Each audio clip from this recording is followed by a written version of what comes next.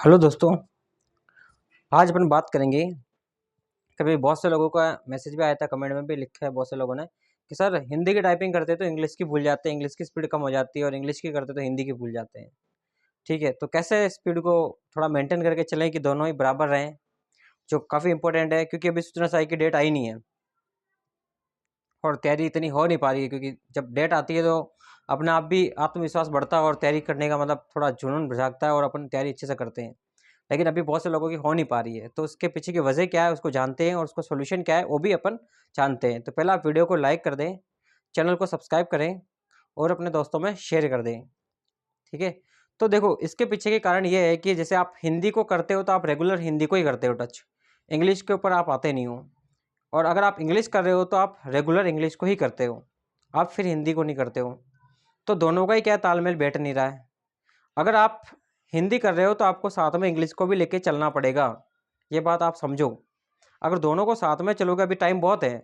हाँ, ये बात है कि आपकी डेट नहीं आई है तो आपको ऐसा लगता है कि वाह कर लेंगे, एग्ज़ाम आएगा तब। जब एग्ज़ाम आएगा तब तो बहुत सारे लोग छप्पर फाड़ चुके होंगे, बहुत सारे लोग तो बहुत कुछ कर चुके होंगे, काफ़ी अच्छी तैयारी कर चुके होंगे जिनके अच्छे नंबर आ रहे हैं। एक एक डाउट और भी था बहुत से लोगों का, वो भी क्लियर कर देता हूँ पहले मैं इसको कंटिन्यू करने से पहले। कि बहुत से लोग, मैंने पिछली बार वीडियो कट ऑफ पे बनाया था तो लोगों ने कहा था कि इतनी हाई, तो वो क्या है कि एक्चुअली मैं बोलना भूल गया था, लेकिन उसमें वो फाइनल कट ऑफ के लिए मैंने बनाया था। और अगर 60% के लिए मैंने जो पहले बोला था वो सही है, वो वही है कंटिन्यू कि 60% ऊपर वाले आप तैयारी करें। वो सिर्फ फाइनल के लिए बनाया था कि फाइनल के लिए लोग पूछ रहे थे, लेकिन उसमें मैं बोल नहीं पाया था और वापस उसको एडिट नहीं करा था मैंने। एडिट करने का वो था नहीं अपने पास इतना एडिट करने का, तो मैं उसको वापस बता नहीं पाया और सबको एक एक को कमेंट में जवाब देना मेरे को पॉसिबल लगा नहीं। तो मैंने कहा इस वीडियो में दोनों ही चीज़ें बता दूंगा मैं, कि आपकी तैयारी को कैसे बूस्ट करें वो भी बता दूंगा, और आपकी जो कट ऑफ थी इसमें जिसमें डाउट आ रहा था आपको वो भी क्लियर हो जाएगा आपका। तो आप 60% वाले सभी ऊपर तैयारी करें। जिनकी SC ST वीडियो ये कैटेगरी है तो वो थोड़े कम भी है तो अभी तैयारी कर ले, टाइपिंग स्टार्ट कर लेगा कि उसमें कोई दिक्कत नहीं होगी, आपका सिलेक्शन हो जाएगा। लेकिन फाइनल तो लगभग इतनी जाएगी, 100 के ऊपर ही जाने वाली है, तो आप उसकी चिंता ना करें। कम हो सकती है, 5 नंबर का रख ले रेशियो, 100 से 95 से रख ले आप, 105 के बीच में, तो इतनी जाएगी, इससे ज़्यादा नहीं जाएगी। तो आप टाइपिंग को हल्के में ना लें। अभी अभी आपके पास पर्याप्त टाइम है। जब तक आचार संहिता है तब तक आपके पास टाइम है। जब आचार संहिता खत्म हो जाएगी उसके बाद फिर रिजल्ट देना ही पड़ेगा बोर्ड को, तब रिजल्ट आएगा। परमिशन मांग रहे हैं लेकिन पता नहीं दे नहीं रहे, दूसरे रिजल्ट आ रहे हैं, सब कुछ हो रहा है लेकिन आपका रोक रखा है। तो आपको अभी बिल्कुल भी ढीला नहीं पड़ना है, आपको अपनी तैयारी को उस हिसाब से रखना है जिस हिसाब से आपकी मतलब होनी चाहिए। जब एग्ज़ाम आते हैं तो उस हिसाब से कैसे करते हो आपको यो सोच के चलना है। यूँ सोचना है कि आपकी डेट आ चुकी है, आप डेट कोई भी डिसाइड करके रखा करो मन में कि हाँ भाई अभी आई नहीं, फिर भी रखा करो 15 दिन का टारगेट है, 15 दिन में इतना करना है। ऐसे टारगेट लेके चलो थोड़ा सा तो सही रहेगा। अगर टारगेट लेके नहीं चलोगे और ऐसे ही अंधाधुंध अंधभक्त की तरह तैयारी करोगे तो फिर नहीं हो पाएगी आपसे, और आप इतना बढ़ भी नहीं पाओगे जितना आपको बढ़ना चाहिए। क्योंकि आपका जो टाइपिंग है वो क्लियर करना है सिर्फ, क्योंकि कट ऑफ सूचना सहायक में डिपेंड करेगी आपकी सिर्फ जो थ्योरेटिकल नंबर आए हैं उस पर। इसको सिर्फ आपको क्लियर करना है, लेकिन आपको ऐसा नहीं है कि बिल्कुल भी लूज़ करना है। बिल्कुल भी आप छोड़ दो इसको, ताकि धीरे कर दो तो आपकी वहाँ बैठ ही नहीं पाए। ये भी ध्यान रखना है कि एग्ज़ाम आप जब रूम पे करते हो तो आपकी हो जाती है, लेकिन एग्ज़ाम पे डर रहता है, तो उस चीज़ का भी आप डर को भी लेके चलना साथ में, कि उस डर को भी मैं मतलब उस डर से भी मतलब ख़त्म करो, उस डर को ख़त्म करना मन से। क्योंकि जब वहाँ पे जाते हो तो आपकी टाइपिंग अगर नहीं हो पाई तो आप रह जाओगे, इसलिए उस चीज़ को भी साथ में लेके चलना है। ऐसा नहीं है कि उस डर को यहीं छोड़ दो, आप सोचोगे कि नहीं मैं कर लूँगा, तो उसको मतलब सोच के चलना है कि भाई वहाँ पे इतना डर लग सकता है, वहाँ पे क्या मतलब मेरे को टाइपिंग में थोड़ा डर लग गया, या फिर ऐसा लग गया कि यार सब लोग इतनी फास्ट टाइपिंग कर रहे हैं तो मेरा होगा नहीं होगा, वहीं कहीं मैं नर्वस नहीं हो जाऊँ। इस बात का भी आप ध्यान रख के अभी तैयारी स्टार्ट करें, उस चीज़ को मतलब दिमाग में सारी बातें रखें, नेगेटिव पॉइंट भी रखें, पॉजिटिव पॉइंट भी रखें, जो बहुत ज़्यादा ज़रूरी है हर एग्ज़ाम के लिए। ऐसा नहीं है कि आपने पॉजिटिव पॉइंट रख लिया कि मैं तो कर लूँगा ये अलग चीज़ होती है और एक करना अलग बात होती है। लूँगा तो वो क्या है कि फ्यूचर में चला जाता है कि होगा या नहीं होगा पता नहीं उसका। लेकिन अपना कॉन्फिडेंस ऐसा रखे कि हाँ मेरे को करना है, मेरे को नहीं आता है, मेरे को डर लगता है, तो मुझे उस हिसाब से प्रिपरेशन करनी है।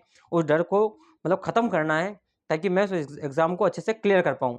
आपके लिए ये सही रहेगा कि आप एक सही रणनीति के साथ और एक सही टाइम टेबल के साथ आप तैयारी करें। आप दिन में दोनों सब्जेक्ट को, हिंदी, इंग्लिश दोनों में तैयारी को आप फ़ोकस ज़्यादा महत्व दें, दोनों को महत्व दें और दोनों पे अपनी फ़ोकस और अपने कमांड रखें।